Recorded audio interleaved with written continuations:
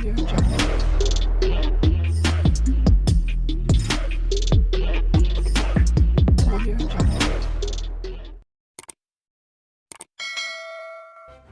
kasih karena memilih channel ini.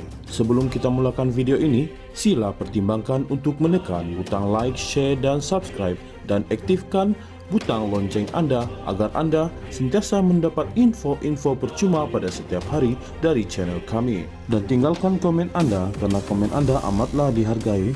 Terima kasih. Ketua Pesuruhjaya Suruhanjaya Pencegahan Rasuah Malaysia SPRM Azam Baki mempersoalkan penafian Muhyiddin Yassin dalam siasatan kontrak perolehan syarikat pembekal dan menguruskan kenderaan kerajaan Spenco Sendirian Berhad Spenco. Katanya, beliau tidak membuat andaian terhadap bekas Perdana Menteri itu terlibat kerana siasatan masih berjalan. Apa maksud dia sebenarnya? Saya hanya membuat kenyataan isu Spenco apabila ditanya media sama ada beliau akan dipanggil. Saya menyatakan tidak menafikan maupun tidak menolak panggil Muhyiddin beri keterangan. Namun, ia bergantung kepada pegawai penyiasat SPRM. Jadi, saya sebenarnya tidak lagi mengatakan serta tidak membuat sebarang andaian mengaitkan Muhyiddin dalam isu Spenco. Itu satu perkara biasalah bila kita membuat kenyataan tentang kemungkinan-kemungkinan yang akan berlaku dalam siasatan SPRM, katanya menurut Berita Harian. Beliau berkata demikian pada sidang media selepas majlis perasmian pejabat SPRM Cawangan Mersing Johor. Pada 23 Februari, Muhyiddin yang juga pengerusi Perikatan Nasional PN menafikan terlibat dalam salah laku membabitkan Spenco. Beliau membuat penafian itu kerana mendakwa ada tomahan terhadapnya berhubung perkara tersebut yang berlegar di media massa dan sosial tanpa sebarang butiran lengkap. Muhyiddin mengulas demikian susulan laporan SPRM merakam percakapan bekas Menteri Kewangan yang terbabit dalam kontrak kepada Spenco bagi tahun 2020 hingga 2021. Azam berkata, pihaknya masih meneruskan siasatan dan tidak menolak kemungkinan memanggil bekas Perdana Menteri sambil menegaskan ia terpulang kepada pegawai penyiasat sama ia menjadi keperluan. Spenco ialah penyedia penyelesaian pengurusan kenderaan konsesi bebas terbesar di negara ini ditubuhkan pada 1988. Pada 1993, Spenco diberi perjanjian konsesi selama 25 tahun dengan kerajaan yang membenarkan syarikat itu menyediakan dan memajak kereta dengan perkhidmatan penyelenggaraan penuh untuk kerajaan.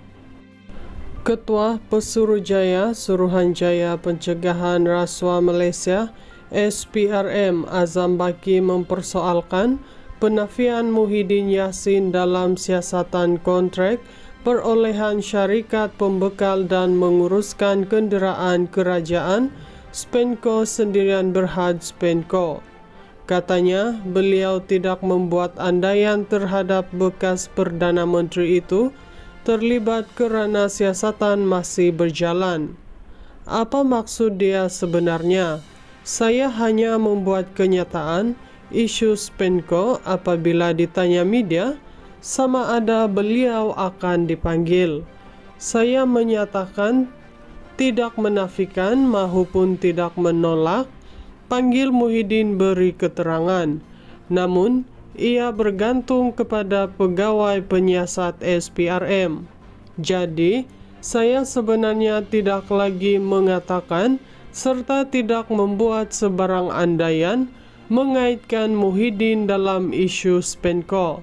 Itu satu perkara biasalah bila kita membuat kenyataan tentang kemungkinan-kemungkinan yang akan berlaku dalam siasatan SPRM, katanya menurut Berita Harian.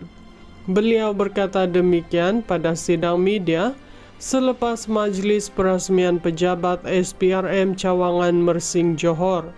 Pada 23 Februari, Muhyiddin yang juga pengerusi Perikatan Nasional PN menafikan terlibat dalam salah laku membabitkan Spenco.